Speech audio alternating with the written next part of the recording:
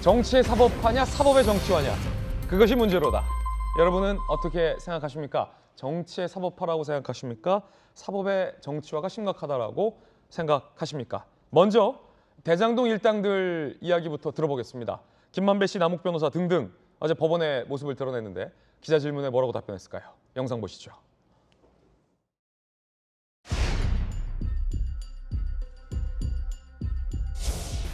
증인신문 앞두고 있는데 구체적으로 오늘 하고 싶은 말씀 있으십니까? 김만배 씨는 청화동인 1호가 본인 거라고 계속 주장하는데 어떻게 생각하세요? 청화동인 1호 소유주는 누구라고 생각하십니까? 지요? 이후로도 대북 관련해서 남욱 변호사가 다 김만배 씨를 불렀다고 진술하는데 어떻게 생각하세요? 혹시 남욱 씨가 천화동인 1호 증언도 거짓이라고 좀 생각하시는지 입장 좀 말씀해 주실까요? 천화동인 1호 본인 소유라는 거 유지하고 계세요?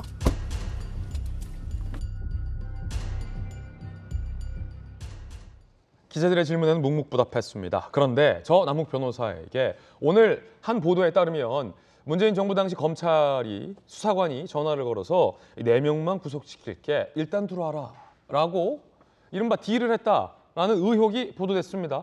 미리 말씀드리지만 아직은 의혹 단계, 보도 단계이기 때문에 사실로 단정할 수는 없습니다. 보도 내용 함께 보시죠.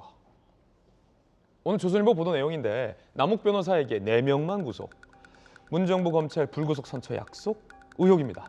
어제 곽상도 뇌물수수 혐의 재판, 곽상도 측이 남욱 신문 과정에서 법정 모니터, 남욱 진술 조서가 나왔다는 건데, 자 보시죠. 진술 조서에 따르면 문재인 정부 당시 검찰 수사팀이 지난해 10월 남욱 측 변호인에게 2차례 전화했다.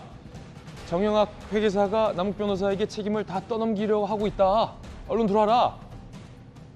유동규, 김만배, 최윤길 전 성남시의회 의장, 성남시 공무원 1명, 딱 한 명, 4명만 구속시키겠다라는 이야기를 했다라는 보도 내용입니다. 4명만 구속시키겠다. 지난해 10월 18일 귀국 직후 체포 구속된 남욱 변호사. 그런데 이 검찰 말대로 수사가 흘러간 거 아니냐라는 의혹을 조선일보는 제기합니다. 유동규, 김만배, 최윤길 전 의장, 그리고 성남시 공무원 1명으로 추정되는 유한기 전 본부장이 수사받다 극단적 선택한 적이 있죠. 결국 이 4명 구속하려 했던 건 아니냐라는 의혹 보도입니다. 4명만 구속하겠다. 그러니까 당신은 살려드릴게. 목숨은 살려드릴게.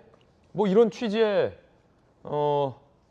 이른바 딜을 하려 했다라는 의혹 보도인데, 글쎄요, 이 의혹이 사실인지 여부는 잘 모르겠습니다. 그런데 김수경 교수님, 지난 정부에서의 특히 검찰 하에서의 대장동 수사가 왜 이렇게 더디냐, 그리고 뭔가 이렇게 변두리만 빙빙빙빙 도냐, 이런 비판을 특히 법조계에서 많이 했었잖아요. 국민의힘 쪽에서도 4명만 구속시켰다. 이게 말대로 됐던 거 아니냐. 조선일보 이렇게 의혹 제기하고 있는데 결과만 놓고 봤을 때 어떻습니까?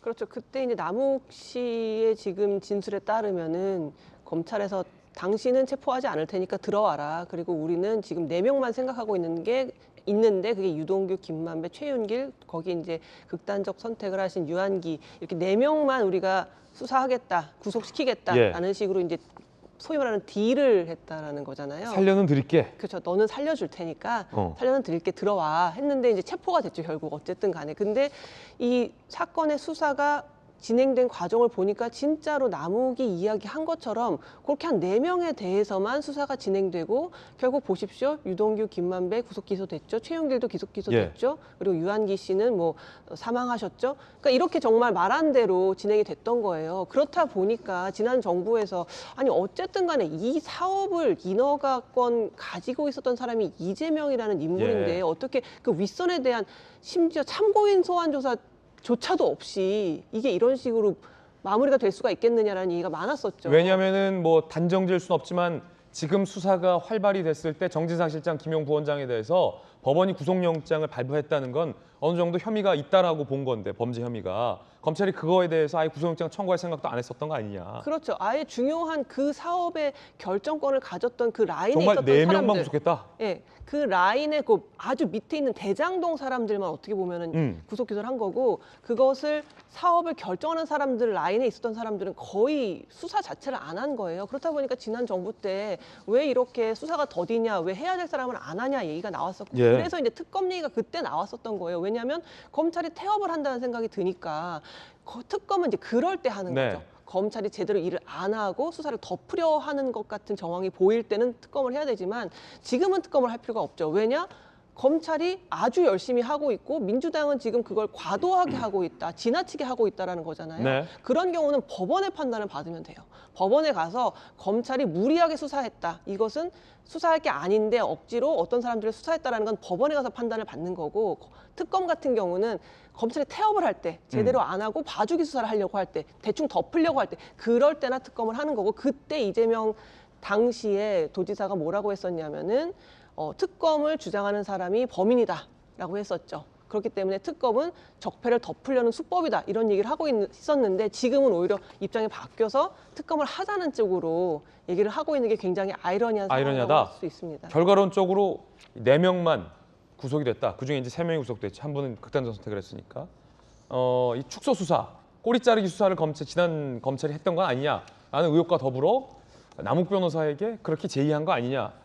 글쎄요, 과연 검찰 수사팀이 그렇게까지 남욱 변호사에게 주요 피의자 중에 한 명일 때 제의했을까 싶은데, 이 선배 검찰이 오늘 나오고 계시잖아요. 선배 검찰의 시각으로 봤을 때 어떻습니까?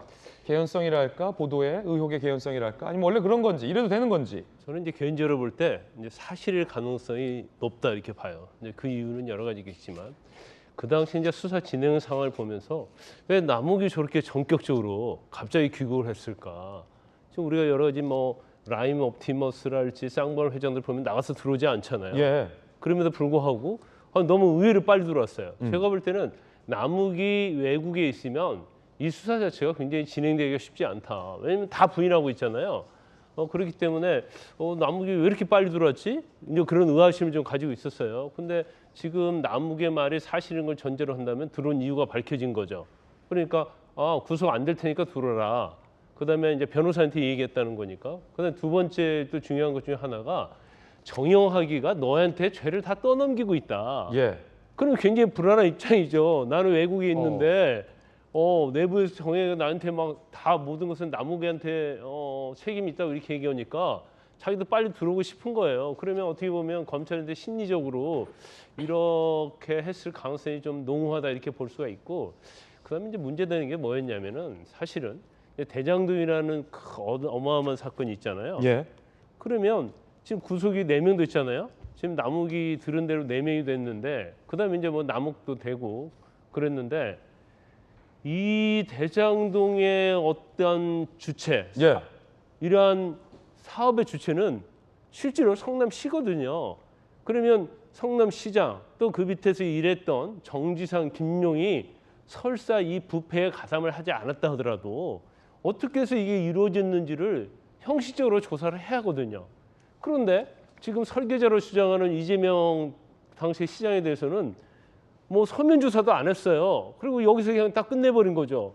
그러면 어떤 자치단체에 있어서 부패 사건이 있는데 그 사건 자체에서 이익과 관련해서 여러 가지 설계가 됐단 말이에요. 예. 그럼 설계를 하고 인허가를 해준 왜 가장 정점 있는 사람을 조사도 않고 끝낸 것 자체가 잘못된 거죠. 그래서 여러 가지 보면 전 정부 때 사실은 그 소위 친여 성향 검사라는 사람들이 이 사건 자체를 실체의 진실을 밝히려는 그러한 의지가 좀 없었다 이렇게 봐요. 그래서 결과적으로 그 선에서 수사를 하고 결국 중단을 한 거고, 결과적으로 정권이 바뀌면서 이제 새로운 검사들이 투입되면서 결과적으로는 예. 인허가 과정이랄지 수익 배분이랄지 이제 이런 부분을 지금 철저하게 조사하고 있는 거죠. 그렇군요. 자, 하지만 이 기사 말미에 이렇게 등장합니다.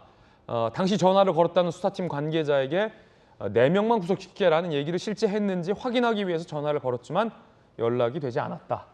그렇기 때문에 실제 검찰 수사팀 중 누군가가 4명만 구속시킬 거야, 살려드릴게 라는 얘기를 했는지 여부는 아직 단정할 수 없다는 말씀 다시 한번 마지막으로 더 드립니다.